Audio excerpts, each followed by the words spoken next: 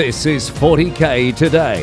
40K news that's harder to get rid of than a fully charged unit of Fulgrim. In cover.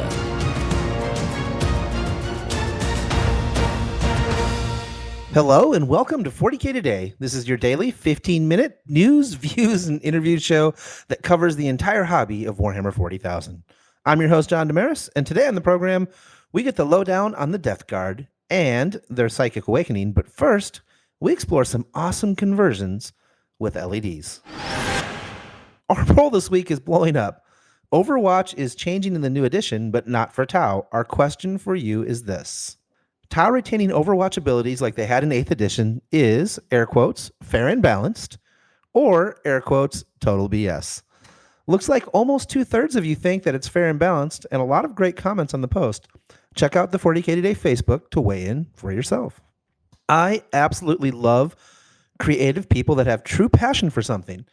This week, Jordan stops by to talk about his awe-inspiring Necrons. He makes amazing use of negative spaces and light with LEDs to create stunning effects on the tabletop.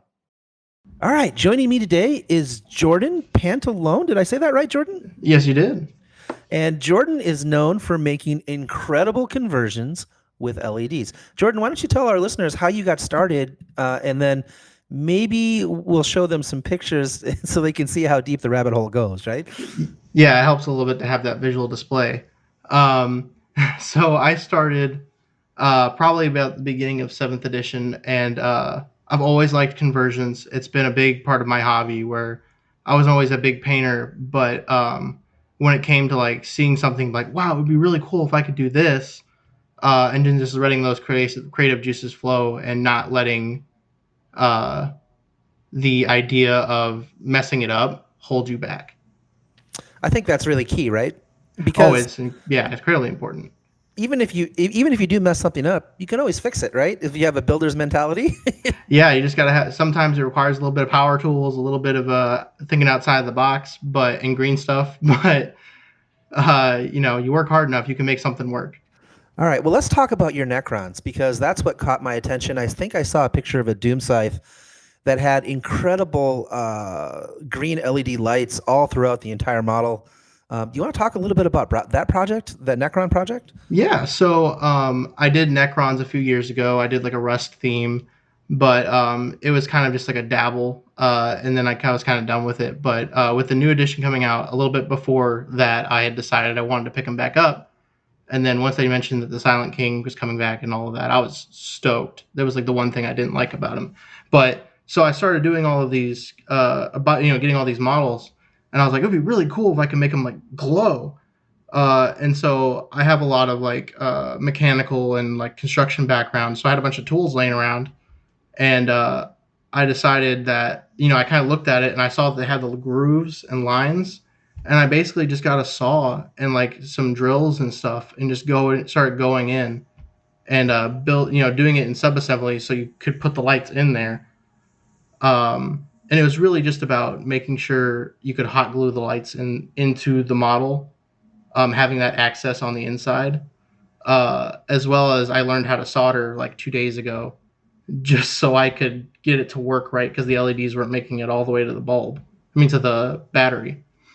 So it was a really interesting process, and I definitely made some mistakes. You can't really see them in the picture, but I definitely got a lot of cleaning up to do. But that's the beauty of it, is that, it's even if you mess up a little bit, you can either cover up the mistakes or use them to make something even cooler.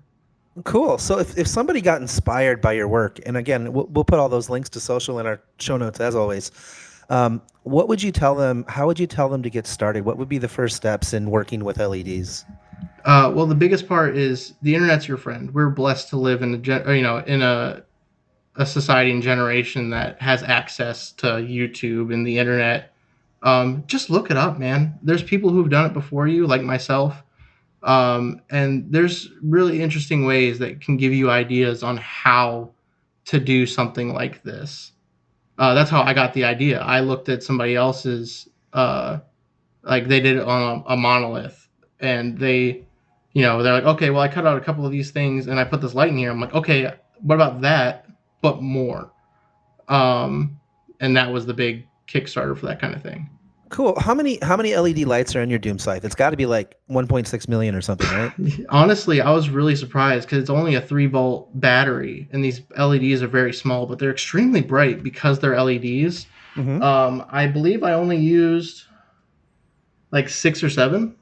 Oh, because it looks like a lot more in the pictures because there's so much light coming out of that thing. I was surprised myself at how much light those little bulbs produced. That's really cool. And so, do you have any like tips or tricks you could give out to our listeners that would be like a shortcut in working with LEDs? Obviously, you said look it up, and that's important. But is there something that you wish you would have known before you started? Maybe. Um, Utilizing your local hobby shops and finding, uh, like for instance, my biggest problem was actually cutting out the areas that I wanted to show. So being able to go to like Hobbytown or whatever and finding tools that fit your purpose is extremely important because the video or the page I looked at, the guy had just gotten an X-Acto knife and just scraped and scraped until he had cleared out the hole, and that took too much time. I was like, I'm not going to sit here and do this with an entire army. And So what you're basically saying is find the right tool for the job and experiment till you find what works best for you. Is that maybe what you're getting at? Yeah, definitely. Very cool. And so would you recommend practicing on a model you don't care with about as much? 100%. I made that mistake and started doing it on the models I wanted, and I was like, oh crap, well I messed up and now I gotta fix it. So especially with the soldering too, do that on something that's not on the model, and so that way you can learn how to do that and then take it to the model. Okay, well, that's very cool. So Jordan can be found. He's at Bald Bandit Miniatures. Did I get that right? Yes, you did. All right, and we'll put links in the show notes. Thanks, Jordan. Yeah, of course. Those Necrons are so sweet. Make sure you check out Jordan's Instagram, which is listed in the links below. Next up, the one and only Mastodon talks all things Deathguard. Today's episode of 40K Today is brought to you by Frontline Gaming.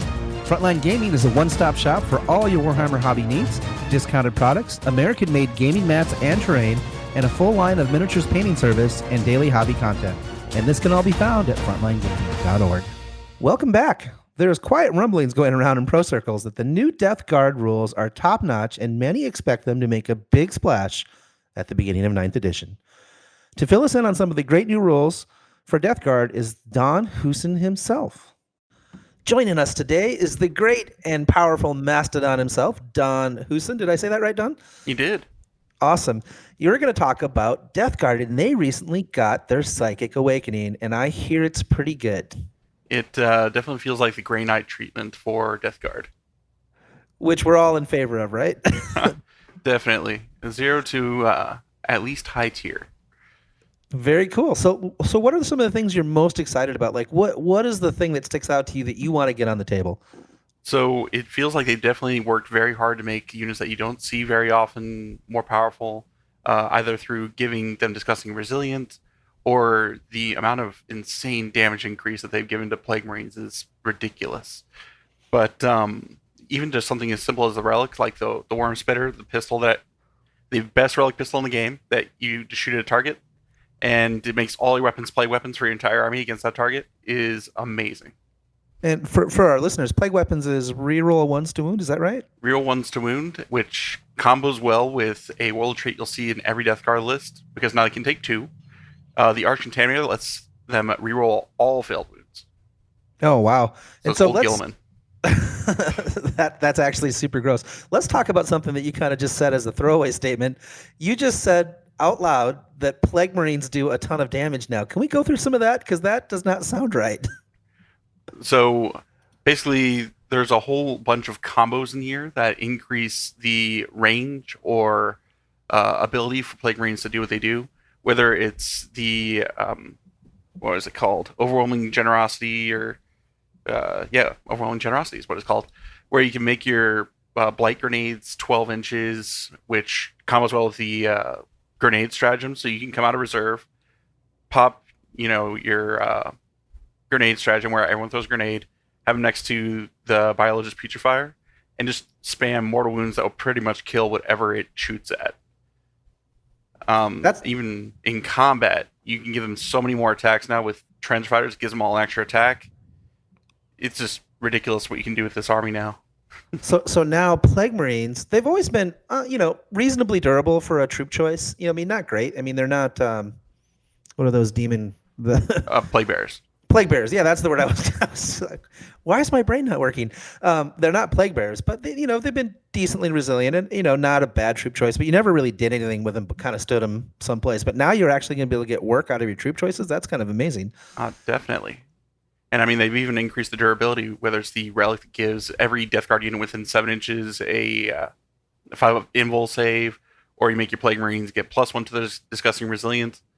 There's even one of the factions in there that you can make them reroll 1s and 2s on Disgusting Resilience. So a 4+ rerolling 1s and 2s is really, really durable. Yeah, that's amazing. So what else are you excited to get on the table? So we're going to get our Plague Marines back on the table. That sounds like fun. But what are some of these models that you talked about that were underutilized that you feel like you're going to be able to play with now? So even something as simple as the Poxwalker. The Poxwalkers, they have a strategy now where they can do mortal wounds every time they roll an unmodified hit roll or wound roll of a 6, which becomes even more powerful when you combo with like the Worm Spitter, the Bolt Pistol of Doom that Deathguard get, where you make all their weapons plague weapons, so you just reroll all the wounds. And because they have a decent number of attacks, so 2 attacks apiece, they don't get Hateful Assault or anything like that. But you can combo that with Blaze of Putrefaction, so every time they roll a modifiable wound roll of a 7+, then they also do mortal wounds. You can make it so that they can literally chunk a knight down in one swing.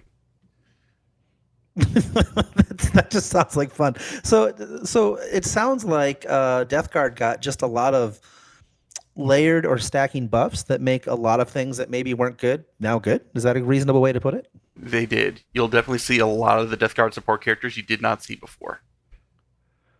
Well, that's cool. And then was there anything else that came out in that Psychic Awakening that you think is worth mentioning?